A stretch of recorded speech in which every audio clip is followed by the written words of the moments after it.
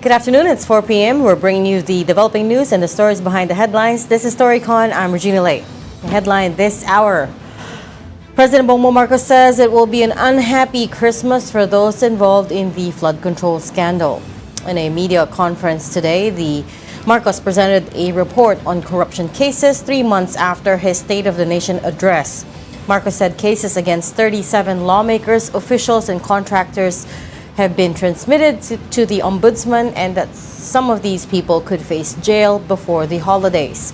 The president stressed that his priorities are holding the guilty accountable, recovering stolen funds, and enacting reforms to prevent future corruption. Palagay ko, hindi palagay ko, alam ko, bago magpasko, marami dito sa napangalanan dito ay palagay ko matatapos na yung kaso nila, buo na yung kaso, makukulong na sila. Wala silang Merry Christmas. Before Christmas, makukulong na sila. Kaya't, yung mga taong yan na kasabwat dyan, eto, mga walang hiyang ito, na nagnanakaw ng pera ng bayan, tapos na ang maliligaya ninyong araw. Hahabulin na namin kayo. When asked if former House Speaker Martin Romualdez was among the legislators facing cases, the president said, well, not yet. Marcos explained why the passport of resigned lawmaker Azali Co has not yet been canceled, and that is because no case has been filed against him yet. If something else comes out, then he might have to be answerable for something. So, again, we don't file cases for optics. We file cases to put people in jail or to make people answer. And the legal answer is because hindi pa nasampahan ng kaso, therefore the request for the cancellation of his passport cannot yet be made. However, when that time comes, we will immediately cancel his passport. Vice President Sara Duterte's reaction to President Marcos's president's report was short and, well, not so sweet. Take a listen. Pwede na niyang ikulong ang sarili niya. Aminin na niya na ano talaga, meron siya pagkukulang. And here are the other stories that we're watching this Thursday, November 13. Charlie Martin Mendoza has taken his oath as the new chief of the Bureau of Internal Revenue, or BIR. Mendoza previously served in the Finance Department as head of the Revenue Operations Group overseeing BIR and the Bureau of Customs. He replaces Romeo June Lumagi Jr. It is not clear if Lumagi resigned or was fired, but before his departure from the Bureau, Lumagi said there's a possibility that the BIR will miss its 3.2 trillion peso collection target for 2025, and that is because of sluggish government spending, the flood control scandal having weighed heavily on overall tax receipts. The group called United People's Initiative said their 3-day rally in Quezon City is consultative and not meant to topple the government. At a press conference today, retired General Virgilio Garcia, who is the legal counsel of UPI, said the group does not intend to violate the Constitution. He added that the rally aims to hold to account officials involved in the flood control mess and not to press for President Marcos's resignation. The Iglesia Ni Cristo, which is also staging a rally on November 16 to 18, held a separate press conference for themselves.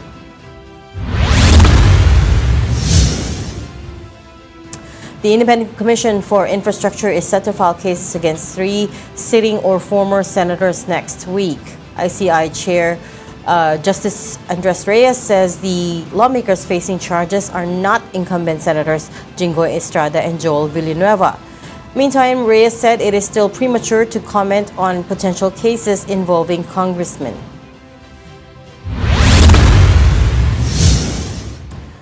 And House Deputy Speaker Ronnie Puno is backing the CIDG's move to file inciting to sedition and rebellion charges against Cavite 4th District Representative Kiko Barzaga. He said the move could serve as a lesson for the neophyte lawmaker. Puno claimed that Barzaga has a history of violent behavior, recalling incidents that allegedly led to his removal from several schools. Puno also noted that the House Ethics Committee is expected to continue hearings next week on a separate complaint filed by members of the National Unity Party against Barzaga.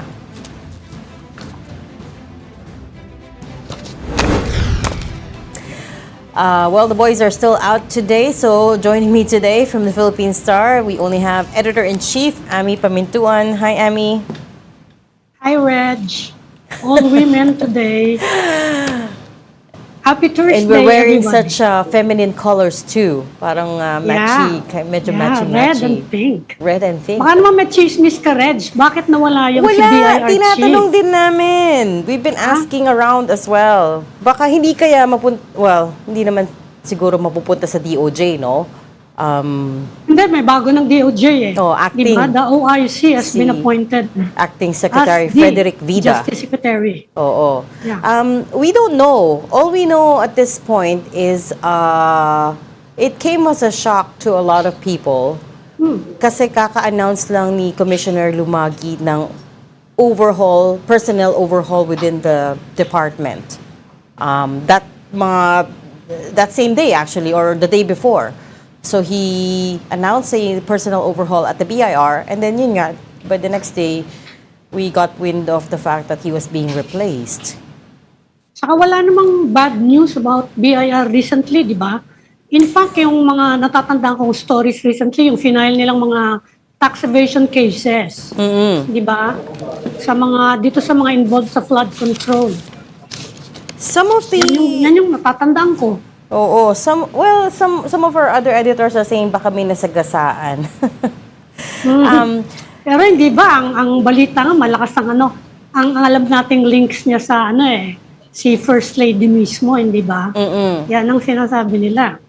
So for those who are interesting, for those who don't know, the first couple are their godparents sa kasal. So ninong-ninang nila sa kasal, President Marcos and First Lady Liza Araneta Marcos. And the wife of BIR Commissioner June Lumagi, Attorney Carmela Esquivas Lumagi, used to work, or maybe perhaps she still does, works very closely with First Lady Liza Araneta Marcos. In fact, she's one of her closest, most trusted aides. And Kaya nakakapagtaka. oo, so biglaan, di ba? So far, Malacanang hasn't given a reason for why June Lumagi was fired. It's clearly a firing because we would have, if there was if resignation talaga for personal reasons, he would have said so, right? He would have announced, di ba? It's clear. Siya magsasabi na health reasons or whatever, hindi ba? Kaya hindi natin alam. And he's young. I mean, hindi naman mukhang health or personal reasons. I mean, he didn't give any indication that he was slowing down or had to step back or anything had like that. Health problems. Oo. Ang interesting pa that day was, so we found out late yesterday na yun nga, he's being replaced. Pero that morning, or the day before, there was news na si Commissioner Lumagi said they may not hit the collection target this year because there was a pullback in public spending and it caused some ripple effect, right? I don't think naman siguro that would have been the cause of it. Because... Saka expected naman yun, di ba? Lahat naman ng macroeconomics natin affected netong Not just the corruption, but yung mga problema overseas, di ba? The Trump factor, kung ano-anong mga problema yan Exactly. Kaya you cannot put the blame on a single agency pagdating sa economics. What was I going to say? Yeah, so he warned that they may not miss the collection target. But then again, put it into context, right? Under June Lumagi, they hit record targets. They hit record collection targets. But then that's also because, Nawala ako. nawala si Ami sa picture. But then that's also because we heard, I don't know if this is correct, but we did hear from friends who have businesses that they were being squeezed in some way by the BIR, right? So hindi ko alam how true this is, but anecdotally we have heard a number of people say that at this point.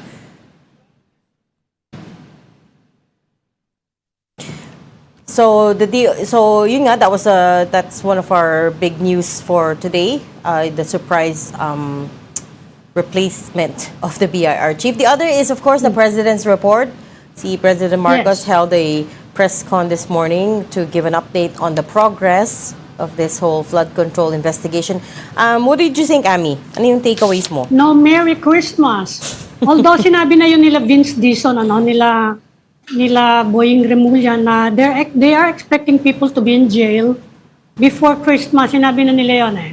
So siguro inuulit lang ni President Marcos and is expecting it. By next week, we're expecting cases in court eh. So mag-i-issue na yan ng arrest warrant. So pag nag-issue ng arrest warrant, depende sa kaso, we're expecting non-bailable charges eh. Kaya may makikita nga siguro tayo. Ngayon, kung masasama doon, itong mga binanggit ng ICI na they are recommending charges against Manuel Bonoan and three more current and former senators. Tingnan natin. Although mukhang hindi siyempre kasama pa rin si Saldico, no? Hindi nakakasama siya sa Blue Ribbon bukas eh. Dahil kung Zoom din lang daw ang appearance, wag na lang umappear. Sabi ni Senator Amy, siya daw yung VIP witness ni Senator Ping, si Zaldico. Ganun ba? I don't know how true that is. I don't know if she was just being facetious or... Okay. Sabi, tatanong ko nga. Oo. siya daw yung VIP witness ni Senator Ping. I don't know if she was joking or she was serious, hindi ko alam. We'll find out tomorrow. Saka significant din yung statement niya about statement ni President Marcos about his cousin, no? Dahil wala pa daw ng kaso. Hindi makakaso. Wala pang iniimbestigahan, wala pang case, no? So kung walang kaso, walang court case, no arrest. Binabanggit ko lang dahil tinuturo siya ng mga nagbabalak ng protesta for the weekend. Correct. Na binabantayan naman ng pulis natin. Correct. Yung sa press con ni BBM kanina, it said that there was a first batch of case referrals to the ombudsman involving 37 of individuals, including lawmakers, former DPWH officials, and contractors. So these people will be charged with, some of the cases that they will be charged with are graft and corruption, malversation, falsification, and plunder. And in this list, nandoon si Senator Joel Villanueva, Senator Jingo Estrada, Zaldico, former Caloocan 2nd District Representative Mitch Cahayon Uy, COA Commissioner Mario Lipana, former DPWH Secretary Manny Bonoan, former DPWH USEC Roberto Bernardo, isa pang former na USEC si Cathy Cabral, other DPWH officials and personnel in the Bulacan 1st District Engineering Office and Region 4B, which is yun nga isa Oriental Mindoro, and representatives of private contractors. Yun yung first batch of case referrals that they're working on. 37 individuals ito in total.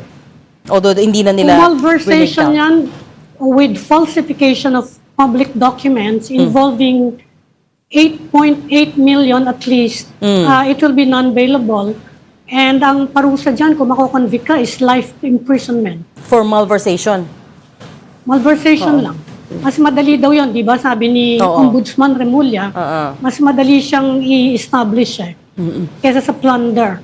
Kasi yung plunder, ang dami-dami nang na-acquit dahil sa hindi mapatunayan na may personal na di ba? Yes. Na nakinabang yung tao. The threshold for plunder is very high. And of course, may precedent nga, as you said, marami nang na-acquit because of that. And the lawyers will for sure take a look at those precedents, right? Graft and corruption then is on their list, pero it will mahirap din i-prove yung graft and corruption. Nawala ulit. Graft is available, Depende sa ano. Oh, here pala, there is They did break down the list of people that they're looking to charge with malversation and violation Section 3E of Republic Act number 3019, which is the Anti-Graft and Corrupt Practices Act. The other thing that President Marcos raised today was yung BIR, as we were just talking about. BIR has already filed 8.8 billion pesos worth of tax evasion cases versus 89 contractors and 9 DPWH and COA officials. So, tumataas ng tumataas. And BIR is working with the Anti-Money Laundering Council. Di ba? There's a in formal... connection with this, in connection with the corruption cases. May Kaya formal... nga nakakagulat siyang movement na yan sa BIR. Oo. I mean, to be sure, we knew of people who didn't like Commissioner June Lumagi. Pero yun nga, as you said, may formal partnership na between DPWH and AMLAC to try to recover some of these stolen funds. Saka Yes, may isa pang development ngayon, di ba, na pinag-uusapan ng mga tao, yung unfortunately may namatay na DPWH engineer sa Sorsogon. Yan, hindi rin natin alam masyado yung detalye nun. Si attorney... An engineer. Oo. Si attorney... Larry Reyes ba yun? Engineer Larry Reyes. And he was also a Larry Reyes. A chairman of the Bids and Awards Committee. Bids and Awards Committee. Based on the testimony of DPWH engineers Henry Alcantara and Bryce Hernandez, complicit din tong mga people who are in the Bids and Awards Committee because there's a lot of bid rigging involved, right? So, binibigay sa mga kakonsyabad nila na contractors. Automatic na daw yan.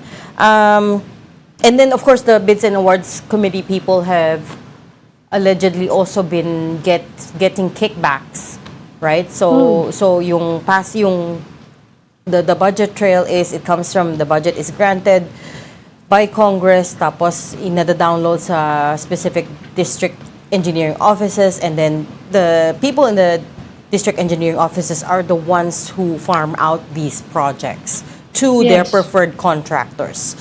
So hindi pa natin... Pero, hindi pa nababanggit tong engineer na to doon sa sa mga scandals. Although Sorsogon is also a focus of the investigations dahil nga doon sa case naman ni former Senate President Chis Escudero, no? Oo nga eh.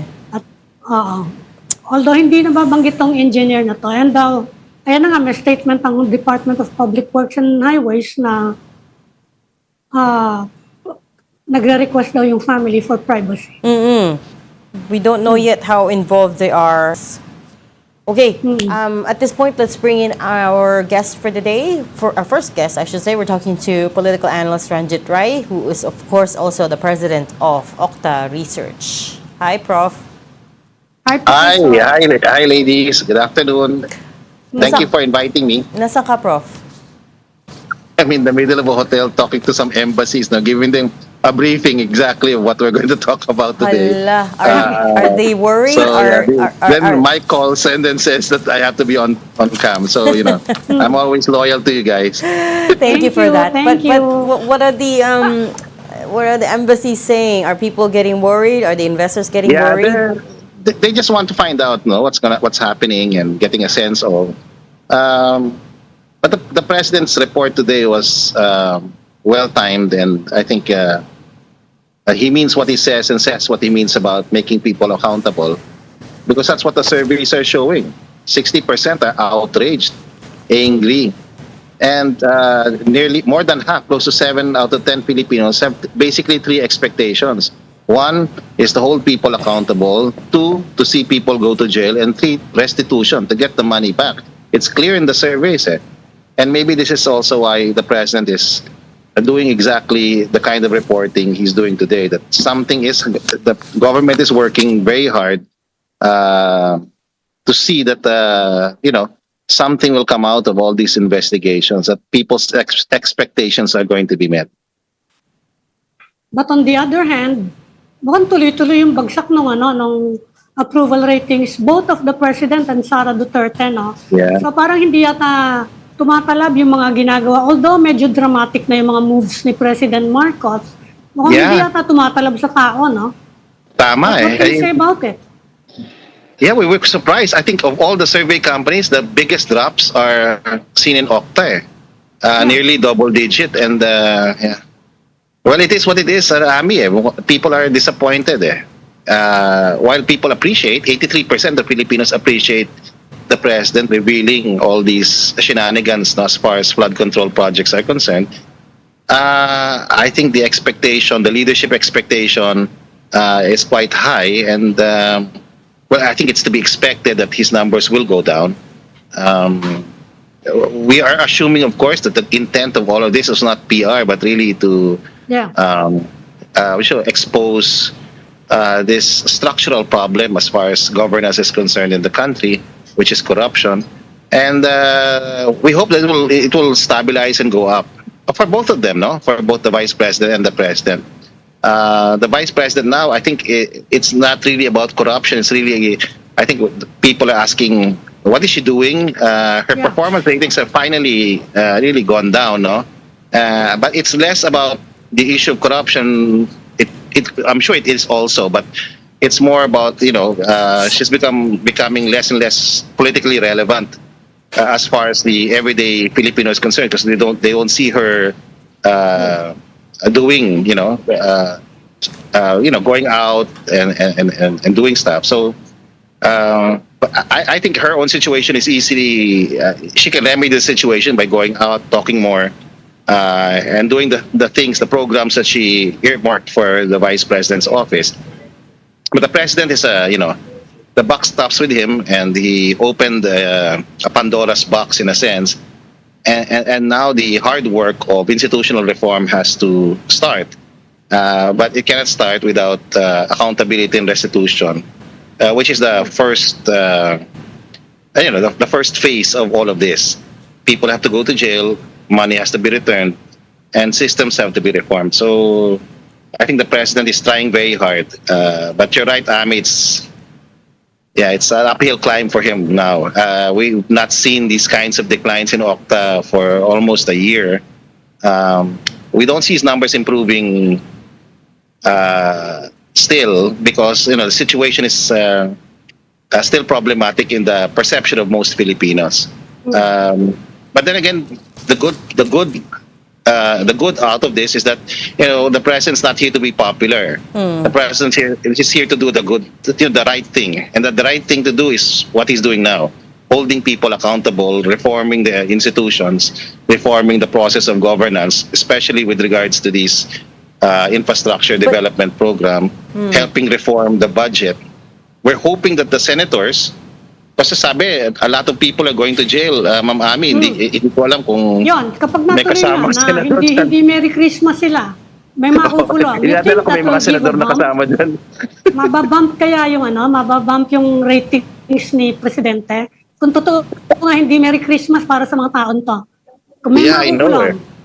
May makukulong daw And so, So and especially now we have, will that improve his ratings? I don't think it's about ratings anymore. It's about doing the right thing. The president's not here to be popular. He's not running for re-election. And so is the ombudsman, no? And the ombudsman's very, activist and, very, very much involved, no, in this process. He also came out with his own report yesterday, basically saying this is what's going to happen. Please calm down. Please be assured that your government is doing something. So I think the messaging is quite consistent.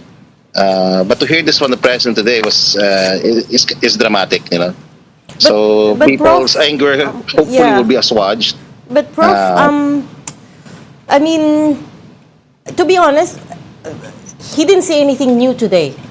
Lahat ito alam na namin. We know that the first batch of cases will be filed next week. We know it'll be malversation and falsification of documents. We know the names. We know the timelines. But what sense are all these gonna be enough? And ikaw ba, when you were watching it, what sense did you get na parang, tama naman, the progress, there has been real progress or kulang pa rin? This is real progress. I mean, it's not every day you see in the Philippine government and politics people going to jail, you know. I mean, this is the first step in a long process. And I think it's a very important step forward to hold people accountable. I mean, just the amount of savings we have realized because we've taken out so much from flood control, rationalizing the budget. And we hope the Senate will take advantage, no? And reinvest all that or reallocate all that all those funds to health, education. Vince Dizon is a great secretary. He'll probably find a way to, really reduce the cost of DPWH projects so we can build more and better. So it has to start someplace, no? We're always cynical. That's easy to do, but these things don't happen all the time in Philippine government and politics. Nobody goes to jail. Alam mo yun? And so the last time we had this was the Napoles situation, and that created some good.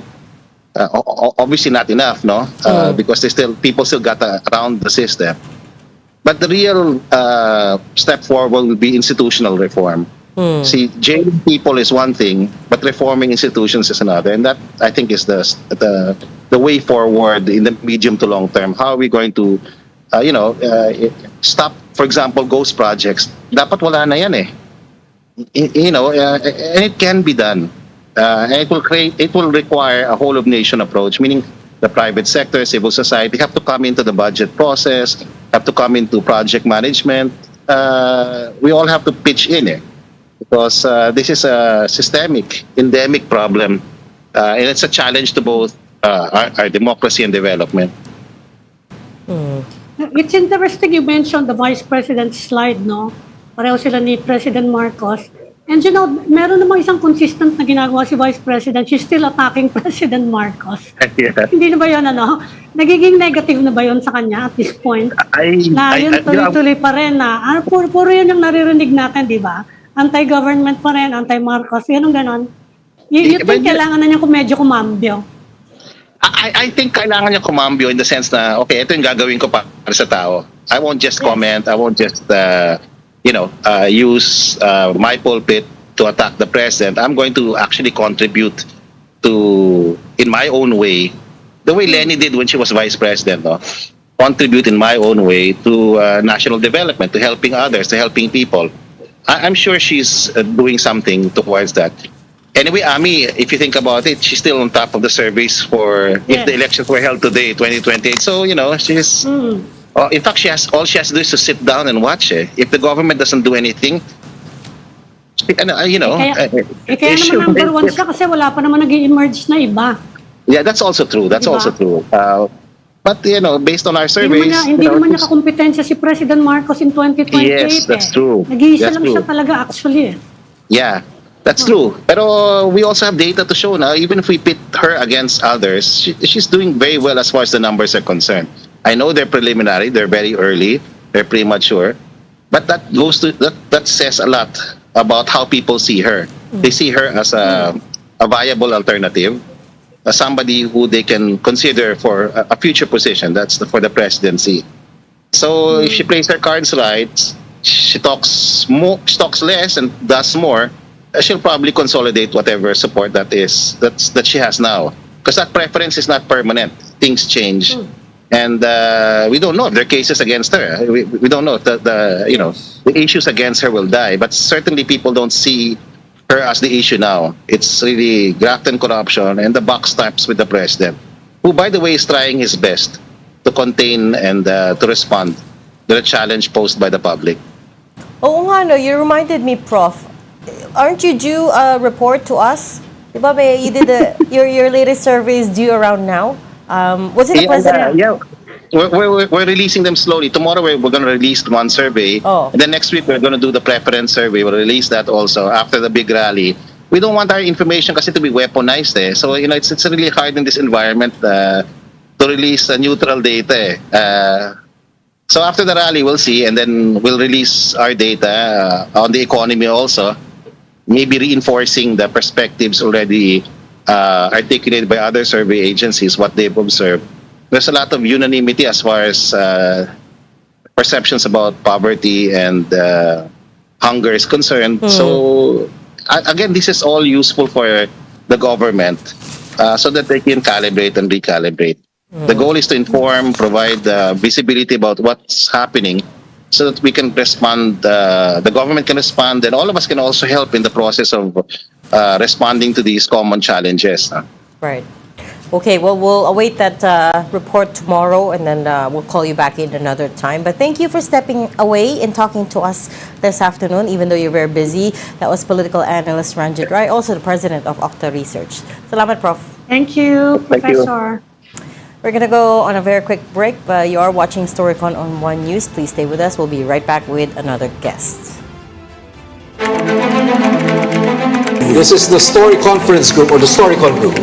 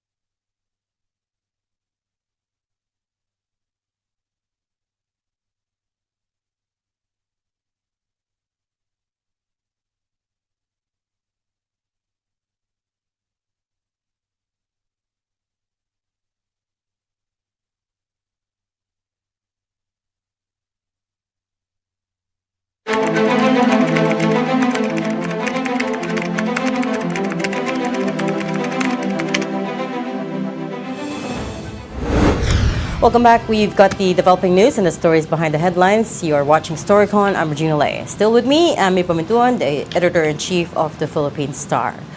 And also joining us this afternoon, we've got our second guest. We're talking to the United Nations Philippines Resident Coordinator, Arnold Peral. Sir, welcome to Storycon. Good to have you on the set. Thank you. Thank you so much for having me this afternoon.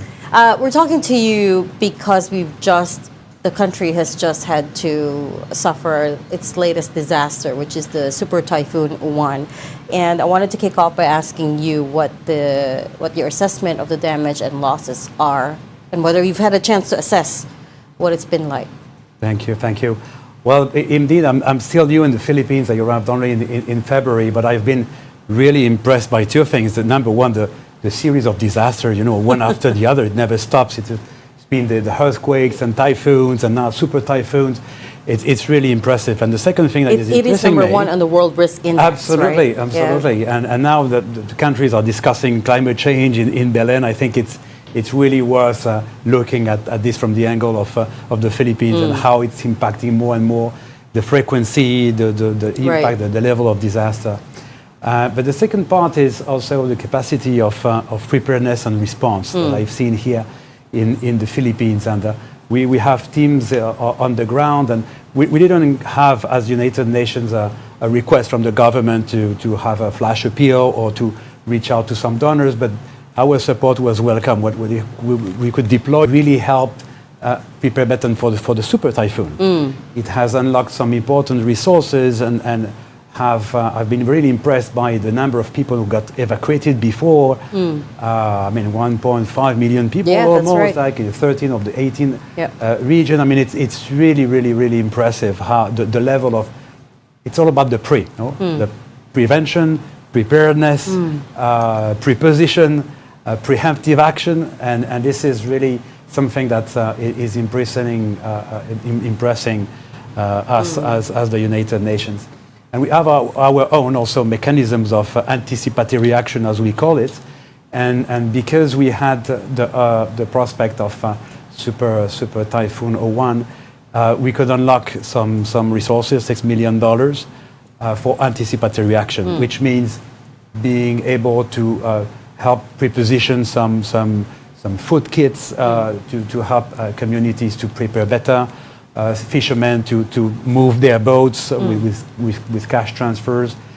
So it was a lot of small actions, but important actions also at a certain scale to complement all the enormous efforts and the leadership of the government and local government. So definitely the level of preparation, but obviously that's one disaster and one loss of life is way too much. Right. We would like to convey our sympathies and regrets to the families. Right. It's very hard to avoid all impact, but at least we saw in the last typhoon a lot of preparation and a lot of preventive action. Mr. Peral, you've mentioned the passage by our country of the Anticipatory Action Law, that's Republic Act 2287. I wasn't even aware that we passed that kind of law. Me it was neither. passed in September. Can you tell us more about it? Why is it so important? And you've said that we are the first country to pass such legislation. Why is it so important? Thank you so much. Yeah, I think it's really a landmark, and not only for the Philippines, but also for the rest of the world. Because countries declare a state of emergency after a disaster. And some resources are made available for local government to take action and to react really quickly.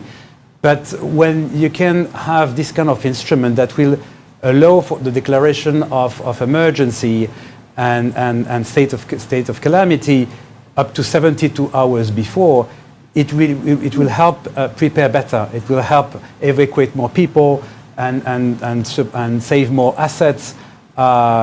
Create more awareness, and during these and preposition some food kits and some health supports before the big event happened, like a typhoon.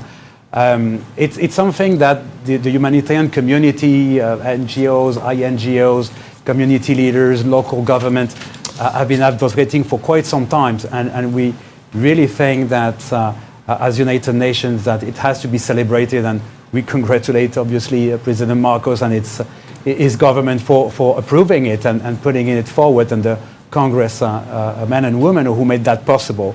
Now we are really looking forward to see it in action and learn from it. But for sure, it's going to help save lives, many lives, and help recover better and faster. This is obviously what everybody is expecting here in the Philippines, but also globally when we see with the impact of climate change, the level of disaster becoming stronger and faster and more losses. So we need to get better at anticipatory action and prevention. Go ahead, Emmy. I think she has a follow-up. Yeah, but Mr. Paral, I think one of the criticisms in the previous week is that we weren't prepared enough for Typhoon Tino, actually. This is the typhoon before this last super typhoon. Before Uwan, yes. Yeah. Before Uwan. For Uwan, we were very prepared, but I think it was in reaction to what happened to Typhoon Tino, where we had 224 at least people dead, and about 100 more still missing up to now. Yes, indeed, and that's why it's important to have this kind of law in place, so things and can happen before the typhoon hits. Once it's already there, then it's response, and it takes time. Sometimes it's hard to get there because the access is complicated because of the floods or security issues, or the roads are destroyed, and so on and so forth. So obviously it's harder, and the more you can do. And the window of the 72 hours before is extremely important, but you need to have the means and the resources to actually do something. When it hits, it's already too late. But every typhoon, every disaster is different. There are many elements that makes level of destruction bigger than anticipated. It's really sad what had happened actually indeed in Cebu, when we see the number of dead and still people are missing, and level of destruction and displaced people. It takes time to recover, and it's really hard. So globally and here also nationally, I think it has to be a whole of society approach with the private sector, the community, local government, national government, whole of society approach to work better on this prevention and preparedness, definitely. But from to follow up on Emmy's question, and from an outsider's perspective, why do you think the country was less prepared for the previous typhoon when all of these elements were already in place, right? The law, as you said, was passed in September? Yes. In September. Was it just that we misread just how bad that typhoon was going to be, Typhoon Tino was going to be, or because it's, not in the biggest island, not in Luzon. So it was in the region that was most hit was the Visayas. Right? Yeah, I think it's more a question of the sequence of things. The first typhoon was not classified as super typhoon, number one. And number two, because of the first one and the level of destruction, then the current laws allowed the president to declare a state of emergency because there was already a disaster. The law that was passed is not yet in implementation. It needs a decrease of applications, as I understand, the national laws. So for now, there is no instrument to use that as preemptive. And that would be the biggest innovation with this law.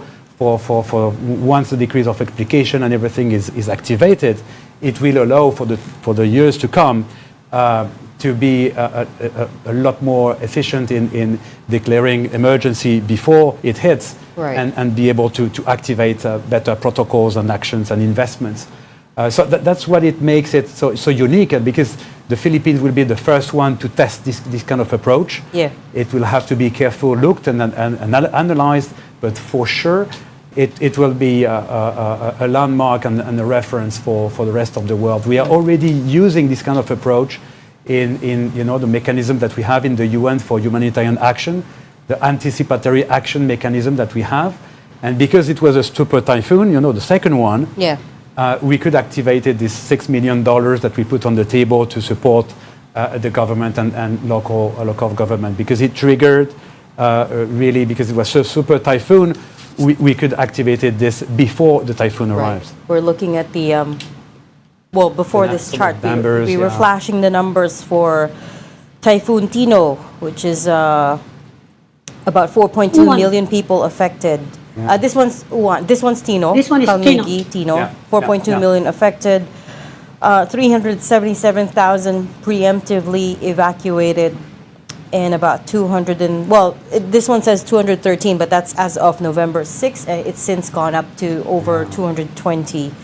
And then before that, the chart before that was the statistics on Typhoon 1, internationally named Feng Wong. So that was 2.4 million people affected, and 1.5 million people preemptively evacuated. So 377,000 people preemptively evacuated for Tino, 1.5 million people preemptively evacuated for one. That's the difference there. And that's why we're seeing a far fewer deaths for one.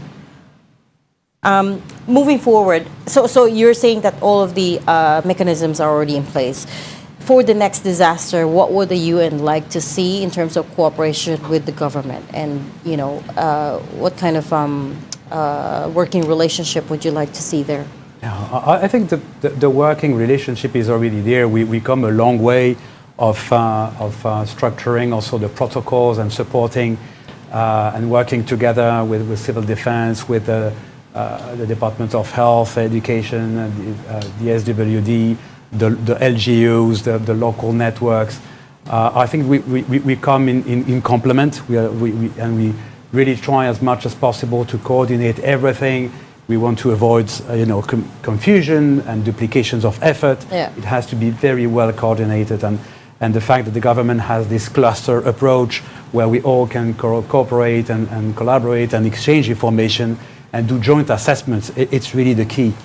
One thing that impresses me a lot in the Philippines also, and we could see that in the last two disasters, and the second one in particular, is the efficiency in communication. The Pagasa system has been very good in informing in advance, sharing information. Yeah, their forecasting has been pretty good.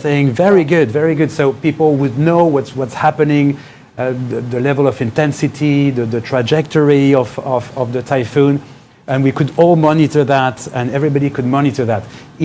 Access to information is absolutely fundamental in this kind of situation, and I think it worked well also in that case. So, I would say just keep the good work, but maybe for the next time, as soon as possible, if we could have this law and have the possibility to use it, I think could be a game changer for the next big disasters and the next big typhoons that will hit the Philippines. Yeah. Mr. Peral, is Yes, the please. UN considering new initiatives in partnership with our government by way of disaster mitigation, improving preparedness, resilience, sustainable responses? I'm asking in the light of what I'm sure you've been following the flood control scandal, Yes. because that's what people think. Our flood control mitigation, it's non-existent. Seeing what happened in Tino, is the UN considering any new projects in light of what's happening now, in light of all these investigations? Yeah, but for now we don't have anything specific related to that, but we remain open to support all the efforts to make sure that the investments go where they should go, where the flood controls could happen. These are fundamentals investments that are needed, and I think it was really good to open up also discussions and to have more transparency about those investments, who were responsible, the locations and things. This social control, I think, was a great initiative to put there. And obviously it opened some sort of a Pandora's box, because it was made evident that some things were not done. and now some people are facing the justice. So I think it's a space that we all have to watch and have again a whole of society approach to make sure that we all control that things really happen in time. So the next time the works will be there, it might not prevent everything, but at least it will reduce the impact.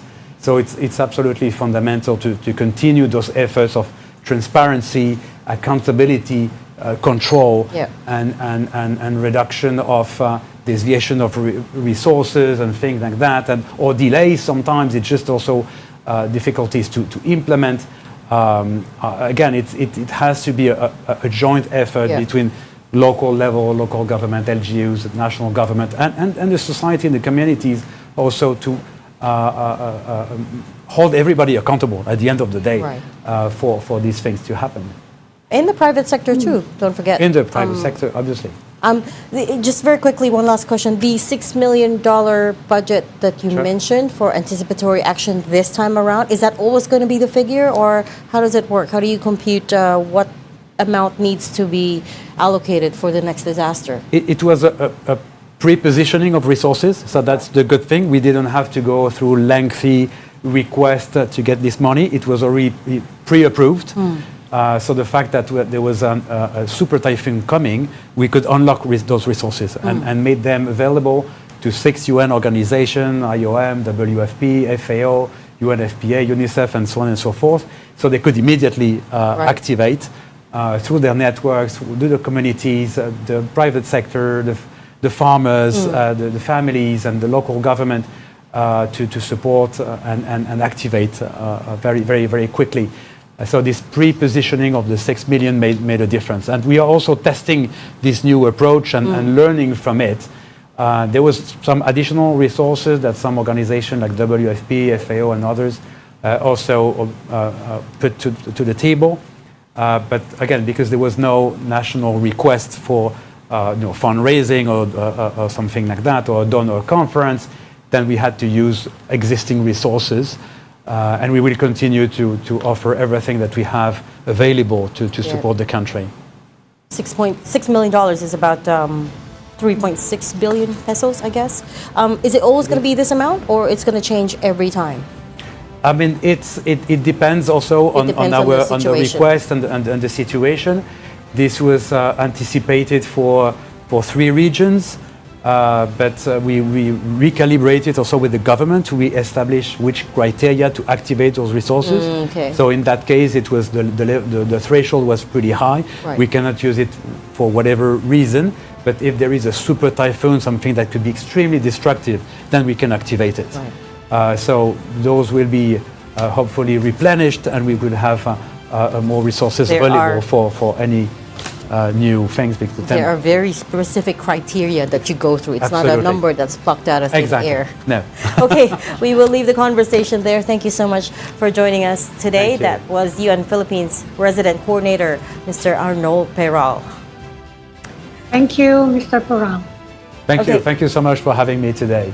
That is all the time we have for today. Thank you so much for joining Storycon. I'm Ipamintuan, Editor-in-Chief of the Philippine Star. Join us again tomorrow, as always, at 4 p.m. For Storycon. I'm Regina Lay. Kapatid, we are One News, all sides, all the time. This is the Story Conference Group, or the Storycon Group.